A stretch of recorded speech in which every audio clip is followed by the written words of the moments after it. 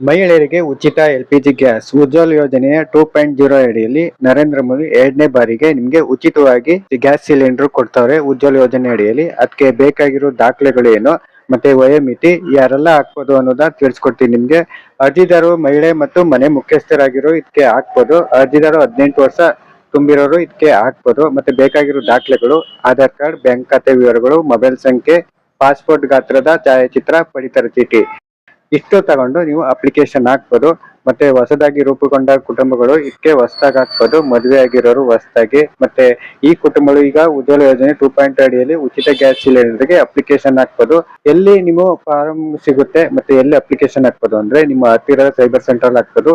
ಇಲ್ಲ ಅಂದ್ರೆ ನಿಮ್ಮ ನೋಂದಣಿ ಫಾರಂ ಅನ್ನು ಭರ್ತಿ ಮಾಡಲು ನಿಮ್ಮ ಹತ್ತಿರದ ಡೀಲರ್ ಹತ್ರ ಹೋಗಿ ಭೇಟಿ ಕೊಟ್ಟು ಅರ್ಜಿ ಫಾರಂ ಫಿಲ್ ಮಾಡ್ಬೋದು.